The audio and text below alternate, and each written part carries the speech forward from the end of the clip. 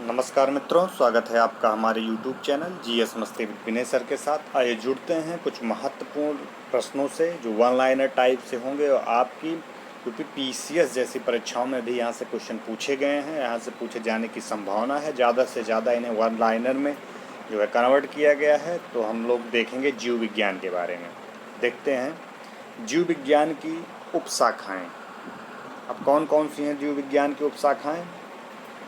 जंतु विज्ञान, जिसे जूलॉजी कहते हैं, के अंतर्गत जीव एवं मृत जानवरों का विस्तृत अध्ययन किया जाता है। किसके द्वारा?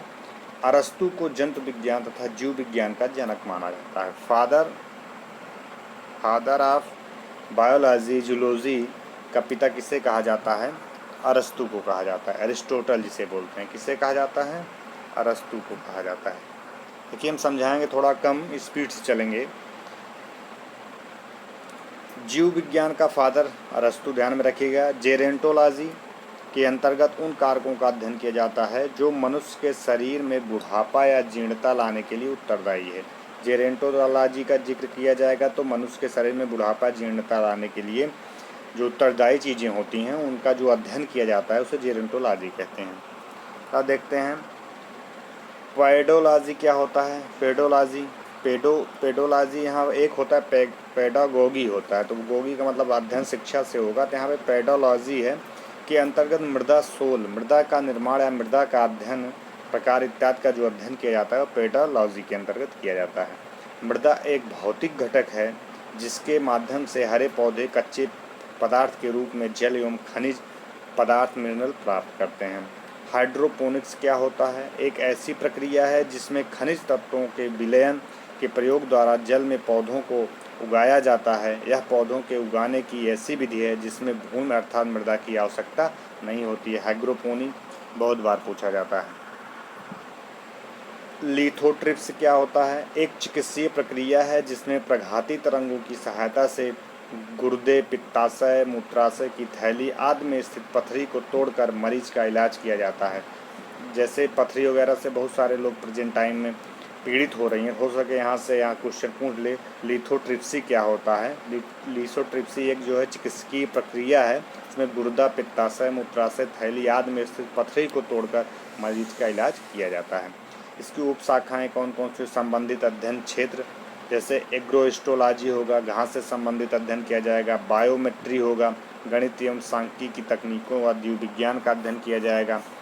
बायोनिक्स होगा, जैविक जगत में होने वाली कार्य गुण पद्धति का अध्ययन तथा अजैव तंत्र इसका प्रयोग किया जाएगा। बायोमिक्स क्या होता है? जीवधारियों का उनके वातावरण के साथ संबंध का अध्ययन किया जाएगा।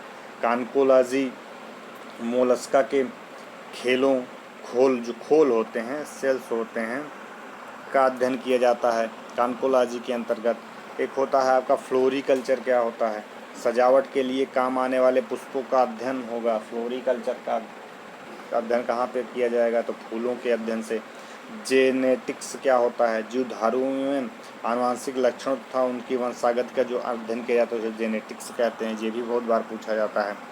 आइए और देखते हैं इथोलॉजी क्या होता है? मानव सहित सभी जंतुओं के व्यवहार का अध्ययन क्या होता है? इथोलॉजी होता है। हार्टिकल्चर क्या होता है? पुष्प एवं फल देने वाले पौधों का अध्ययन क्या होता है? हार्टिकल्चर होता है। इक्थियोलॉजी क्या होता है? मत्स्य की संरचना, कार्य इत्यादि का अध्ययन। मत्स्य की संरचना, कार्य इत्यादि का अध्ययन किसके अंतर्गत किया जाता है? इक्थियोलॉजी के अंतर्गत किया जाता है। पैलिनोलॉजी क्या होता है? विभिन्न प्रकार के पराग कणों, पी से पैलिनो पराग कणों, पा से पराग, पी से पैलिनो का अध्ययन किससे किया जाता है? तो पराग कण, ध्यान में रखिएगा। पैरासिटोलॉजी क्या होता है? परजीवियों का अध्ययन किया जाता है। फ्रेनोलॉजी क्या होता है? मस्तिष्क के विभिन्न भागों की क्रियाशीलता तथा विक्षिप्तता का अध्ययन किसके अंतर्गत किया जाता है? फ्रेनोलॉजी के अंदर। पीसी कल्चर बहुत बार पूछता है, वेरी इंपॉर्टेंट लगा भी है। पीसी कल्चर मत्स्य पालन का अध्ययन किया जाता है।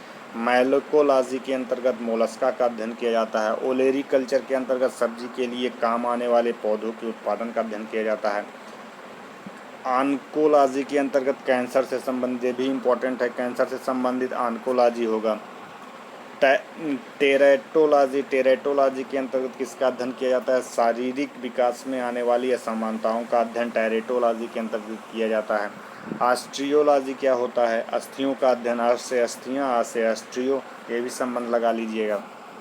सेरोलॉजी रुधिर, सीरम और वैज्ञानिक का अध्ययन, जिसे सेरोलॉजी के अंतर्गत किया जाता है। वायरस विज्ञान क्या होता है? वायरोलॉजी जिसे बोलते हैं, विषाणुओं का अध्ययन किया जाता है। कुछ अन्य प्रश्न देखते हैं। मधुमक्खियों का उपयोग किया जाता है कहाँ पे किया जाता है? एपीकल्चर में उपयोग किया जाता है एपीकल्चर में। विटीकल्चर के द्वारा क्या उत्पादित होता है? तो विटीकल्चर के द्वारा अंगूर उत्पादित होता है। वर्मी कल्चर में प्रयुक्त वर्म होता है अर्थवर्म होता है। वृद्धावस्था एवं काल प्रभाव के विषय में ज्ञान प्राप्त करने की विधा को कहते हैं जेरेंटोलॉजी कहते हैं, पूछा भी गया है। सर्पों के विष में जानकारी प्राप्त करना सर्पेंटोलॉजी कहलाता है। फिलाटेलिस्ट क्या होते हैं? डाक टिकट जो संग्रह करते हैं उन्हें फिलाटेलिस्ट कहते हैं। सुमेलित करना है जैसे पक्षी किसके अंतर्गत आएंगे? आर्थिनोलॉजी के अंतर्गत। वंशागत क्या है? जेनेटिक्स के अंतर्गत आते हैं। वंशागत जेनेटिक्स अभी हम लोग पढ़े थे। अगला को देखते हैं, पर्यावरण इकोलॉजी के अंतर्गत। जीवाश्म पेलियोबायोलॉजी के अंतर्गत आ जाएगा। फलों के अध्ययन को कहते हैं एंथ्रोलॉजी कहते हैं। कीटों के वैज्ञानिक अध्ययन को कहते हैं एंटमोलॉजी, वेरी इंपॉर्टेंट है। जनसंख्या एवं मानव जाति के महत्वपूर्ण आंकड़ों का अध्ययन किसके अंतर्गत किया जाता है? जननांकिकी के अंतर्गत किया जाता है। पैलियो वनस्पति के अंतर्गत अध्ययन करते हैं, पादप जीवाश्मों का अध्ययन करते हैं। रेशम कीट पालन को कहते हैं सेरीकल्चर कहते हैं। एनोस्मिया कहते हैं। घ्राण संवेदना की कमी को कहते हैं। एनोस्मिया किसे कहते हैं? घ्राण संवेदना की कमी को कहते हैं। अस्पताल के किस विभाग में कैथ लैब होती है? कार्डियोलॉजी विभाग का संबंध किससे होता है? कैथ लैब से होता है। किससे होता है? Cath lab. ये इम्पोर्टेंट है, अस्पताल के किस भाग में जिक्र किया जाएगा। अगला देखते हैं, जैव विज्ञान हमारा है। जैव विकास क्या होता है? वर्तमान प्रमाण के अनुसार पृथ्वी पर जीव का उद्गम ओरिजिन जो होता है लगभग 2 अरब वर्ष पूर्व हुआ था। प्रारंभ में जीव साधारण तथा एक कोशिकीय थे। बाद में यूकैरियोटिक कोशिकाओं वाले बहुकोशिकीय जीवों का विकास हुआ। पृथ्वी पर सबसे पुराना जीव नील हरित शैवाल है। अगर जीव का जिक्र किया जाएगा सबसे पुराना क्या है तो नील हरित शैवाल है। ये ऐसे प्रथम जीव हैं जिन्हें सूर्य के प्रकाश एवं जल प्रयोग से भोजन का निर्माण करना प्रारंभ किया था। कौन किए थे? नील हरित शैवाल किए थे। इस प्रक्रिया में उत्पन्न हुई ऑक्सीजन गैस वायुमंडल में फैलने लगी जो अन्य जीवों के विकास में सहायक हुई। जैव विकास क्या होता है? जैव विकास की परिकल्पना का पहला तर्कसंगत सिद्धांत फ्रांसीसी जीव वैज्ञानिक जीन बैप्टिस्टे और डी लैमार्क ने किया था। इसे लैमार्क का सिद्धांत या उपार्जित लक्षणों की वंशागत थियरी ऑफ कहा जाता है। यह वर्ष 1809 में उनकी पुस्तक फिलॉसफी जियोलॉजिक एक पुस्तक थी में छपा था। लैमार्क के अनुसार परिवर्तन शरीर के उपयोग का अनुपयोग के कारण होता है। अधिक प्रयोग किए जाने वाले अंग सुदृढ़ एवं सुविकसित हो जाते हैं, जैसे जिराफ की लंबी गर्दन, तथा कम उपयोग वाले अंग निष्क्रिय एवं धीरे धीरे लुप्त हो जाते हैं, जैसे सर्पों की टांगों का अथवा हमारे शरीर में अवशेषी अंग इसके एग्जाम्पल होते हैं। डार्विनवाद क्या है? इंग्लैंड के जैव विकासविद चार्ल्स डार्विन द्वारा प्रस्तुत किया गया डार्विनवाद को प्राकृतिक वर्णवाद थियरी ऑफ नेचुरल सिलेक्शन भी कहते हैं। प्राकृतिक वर्ण का चयन ऐसी प्रक्रिया है जिसके द्वारा जीवों की आबादियों में जीन रूपों तथा एलीली जीनों दोनों की आवृत्तियों में महत्वपूर्ण परिवर्तन होते रहते हैं। डार्विनवाद की विस्तृत व्याख्या इनकी पुस्तक प्राकृतिक चुनाव द्वारा जातियों की उत्पत्ति 1859 में छिपी हुई है। डार्विन का प्राकृतिक वर्णवाद over production, struggle for existence and variance तथा सर्वाइवल ऑफ द फिटेस्ट इन तीनों पर आधारित है। मैमथ एक होता है, मैमथ प्रजाति वर्तमान में विलुप्त है या हाथी का पूर्वज माना जाता है। मैमथ क्या है? हाथी का पूर्वज माना जाता है, वर्तमान में क्या है? विलुप्त है। आधुनिक मनुष्य के हाल का पूर्वज क्रो-मैग्नन मानव को माना जाता है। इसका शरीर गठा हुआ और लगभग 6 फुट लंबा था। इसकी कपाल गुहा 1600 क्यूबिक सेंटीमीटर थी। कुछ अन्य देखते हैं प्रश्नों के बारे में। आर्कियोप्टेरिक्स क्या है? जुरैसिक युग तथा सर्वपुरातन पक्षी होते हैं। विकास के उत्परिवर्तन सिद्धांत का प्रतिपादन किसने किया था? ह्यूगो डी व्रीज ने किया था। डायनासोर्स जो हैं, डायनासोर्स रहे हैं मेसोजोइक युग में।